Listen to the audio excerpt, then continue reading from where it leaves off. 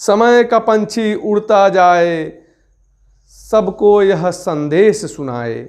समय का पंछी उड़ता जाए, सबको यह संदेश सुनाए। हर पल की जो कीमत समझे, अपना जीवन सफल बनाए। जय हिंद साथियों, यूडी मैथ जोन में आपका स्वागत है। आज मैं क्लास 10th के सिविक्स विषय से एक अध्याय लिया हूँ, लोकतंत्र में सत्ता की साझेदारी, जिस पर हम लोग चर्चा करेंगे। तो आइए हम लोग चर्चा शुरू करते हैं। जैसा कि हम जानते हैं कि भारत में लोकतांत्रिक व्यवस्था है। दुनिया में जितनी भी शासन की प्रणालियां हैं, उसमें लोकतांत्रिक व्यवस्था को बेहतर माना जाता है। भारत में भी प्रजातांत्रिक व्यवस्था को अपनाया गया और दुनिया का सबसे बड़ा लोकतंत्र हमारे देश में मिलता है। लेकिन हमारे देश में देखते हैं कि सामाजिक तौर पर बहुत सी विविधता हैं, जैसे विभिन्न धर्म, जाति, संप्रदाय, भाषा, संस्कृति और वर्ग के लोग रहते हैं और सभी के बीच तालमेल स्थापित करना एक चुनौती भी होता है। फिर भी हमारे देश में सबों के बीच तालमेल कर लोकतांत्रिक व्यवस्था को चलाने की कोशिश की जाती है। अब हम लोग चर्चा के कुछ मुख्य बिंदु को देखेंगे जो हमारे लिए इस पाठ में महत्वपूर्ण है। तो पहला ये बिंदु है लोकतंत्र में द्वंद्ववाद।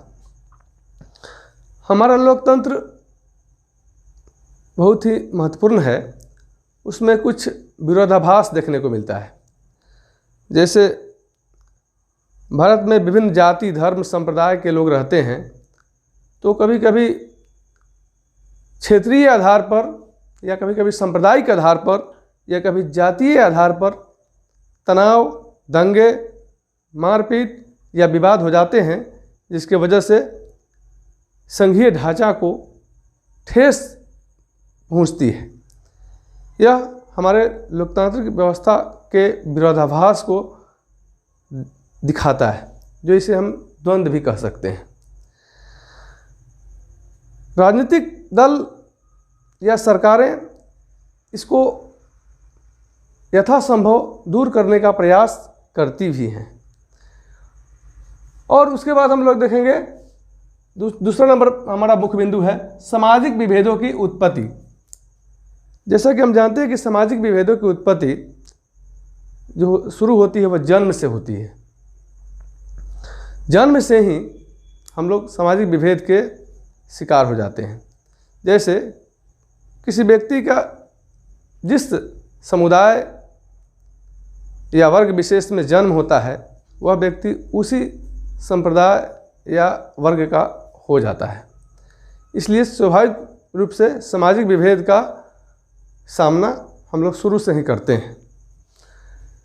उसके बाद सामाजिक विभेद के कुछ और कारण भी हो जाते हैं, जैसे धर्म, क्षेत्र, भाषा, जाति, यह सब भी सामाजिक विभेद उत्पन्न करते हैं और सभी के बीच एकता स्थापित करना एक बड़ी चुनौती होती है।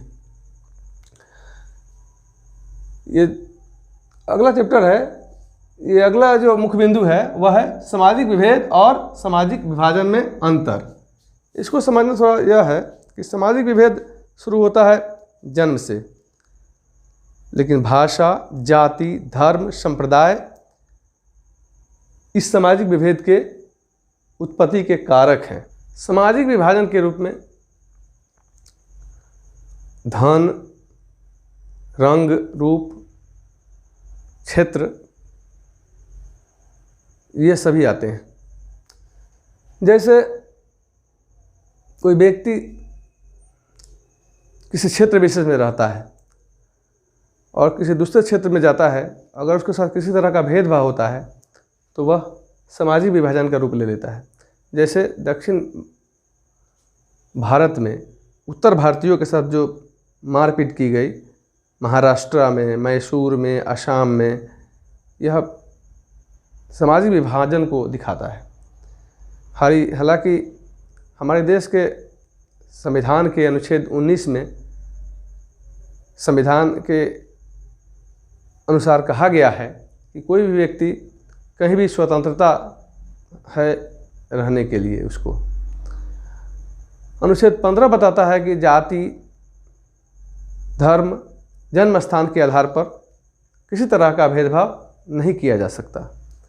फिर भी इसका उल्लंघन करते हुए उत्तर भारतीयों के साथ मारपीट की घटनाएं की गई, जो एक दंडनीय अपराध है। सरकार को इसके लिए दंड का प्रावधान करना चाहिए। अगला हम लोग मुख्य बिंदु देखेंगे, विभेदों में तालमेल और संघर्ष। सामाजिक विभेद और सामाजिक विभाजन का जो रूप है हमारे देश की संस्कृति में शुरू से ही रहा है, लेकिन तालमेल करके सरकार चलाई जाती है और लोगों को आपस में रहकर अपना विकास का काम करने के लिए दिया जाता है। दरअसल तालमेल जब नहीं बन पाता है तो संघर्ष की स्थिति होती है, और यह संघर्ष कभी कभी बहुत खतरनाक हो जाता है। जैसे भारत में अमीर गरीब के बीच संघर्ष, दलित और स्वर्ण जातियों के बीच संघर्ष,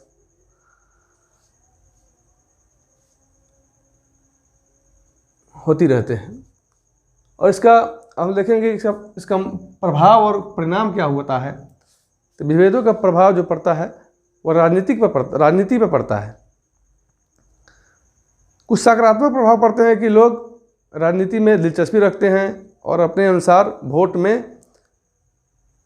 अपने पसंद के उम्मीदवारों को चुनते हैं।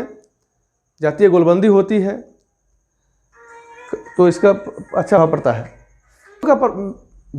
विभेदों के प्रभाव से सामाजिक तनाव होता है।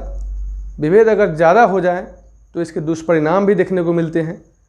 उदाहरण के तौर पर हमारे देश का विभाजन सांप्रदायिकता के आधार पर सामाजिक विभाजन के रूप में प्रकट हुआ और वह भारत के टुकड़े होकर पाकिस्तान बने। उसी तरह से युगोस्लाविया का भी जातीय और सांप्रदायिक आधार पर कई टुकड़े हो गए। तो इसके बहुत बुरे परिणाम भी देखने को मिलते हैं।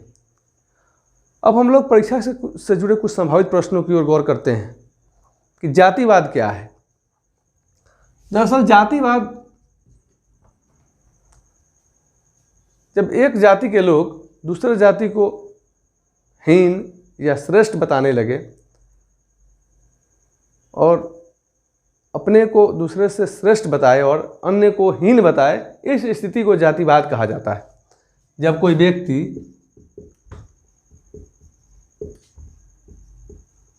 अपने समुदाय को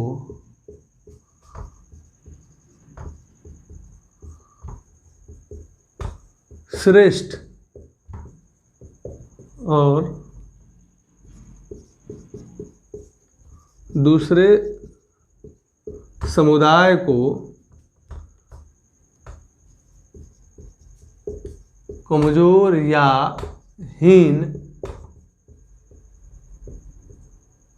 समझने लगे, इस स्थिति को जातिवाद कहा जाता है।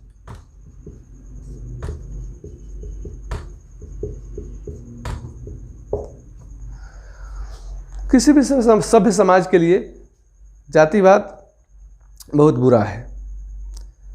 जातिवाद के चलते भी जातीय दंगे, झगड़े, विवाद होते हैं।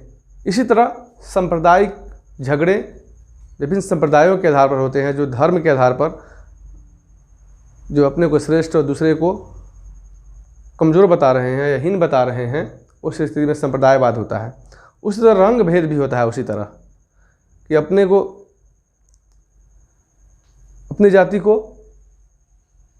श्रेष्ठ बताना और दूसरे को हीन बताना। जैसा कि काले और गोरों के साथ भेदभाव होता रहा दक्षिण अफ्रीका में, अमेरिका में श्वेत और अश्वेतों के बीच भेदभाव। एक चीज़ प्रश्न पूछता है कि अमेरिका में श्वेत और अश्वेतों के बीच संघर्ष के विरुद्ध किसने आवाज़ उठाई थी, तो मार्टिन लूथर किंग का नाम आता है। Martin Luther king, Martin Luther king ने श्वेत अश्वेत के विरुद्ध संघर्ष किया। कहाँ पर? तो अमेरिका में किया था। दक्षिण अफ्रीका में रंग भेद के विरुद्ध आवाज उठाई डॉक्टर नेल्सन मंडेला ने। नेल्सन मंडेला ने दक्षिण अफ्रीका में रंग भेद के विरुद्ध आवाज उठाई।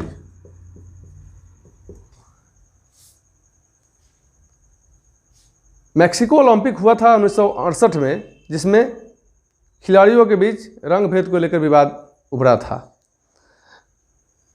हालांकि रंग भेद को संयुक्त राष्ट्र ने एक अधिनियम के तहत बंद कर दिया है, प्रतिबंधित कर दिया है, फिर भी आए दिन कहीं कहीं ये घटनाएं हो जाती हैं जो निश्चित रूप से सामाजिक विभाजन को परिलक्षित करते हैं।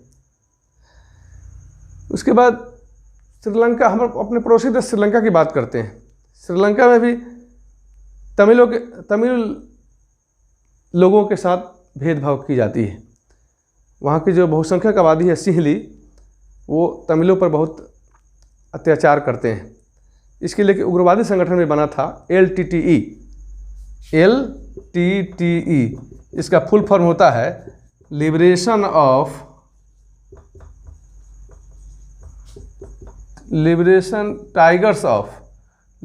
टाइगर्स ऑफ तमिल इलम, सॉरी, इसको लिट्टे कहते हैं। पूछता है कि लिट्टे क्या है? लिट्टे श्रीलंका का एक प्रमुख तमिल उग्रवादी संगठन है। हालांकि LTT का खात्मा कर दिया गया है, लेकिन LTT ने, आपको पता होना चाहिए कि भारत के पूर्व प्रधानमंत्री श्री राजीव गांधी की भी हत्या कर दी थी उसने 21 मई 1991 को, और उसने श्रीलंका के राष्ट्रपति प्रेमदासा की भी हत्या कर दी है। और यह सब सामाजिक विभाजन की वजह से हुआ। अगर तमिलों के साथ भेदभाव नहीं होता तो शायद इतनी बड़ी घटनाएं नहीं होती। तो इसके दुष्परिणाम भी हैं और इसके बड़े बुरे प्रभाव भी देखने को मिलते हैं। और हम लोग को अब इसके आगे और भी कुछ बिंदु है। युगोस्लाविया का विघटन हो गया, ये बात भी सवाल परीक्षा में पूछे जाते हैं कि किस देश के कई टुकड़े हो गए जातीय और सांप्रदायिक विभाजन के आधार पर। पूछता है कि भारत कैसा देश है, तो भारत एक लोकतांत्रिक और धर्मनिरपेक्ष देश है। और नेक्स्ट हम लोग अगले, इसलिए वीडियो आपको कैसा लगा इसके बारे में अपनी राय दीजिए। इसको लाइक कीजिए, शेयर कीजिए, सब्सक्राइब कीजिए। तब तक के लिए गुड बाय।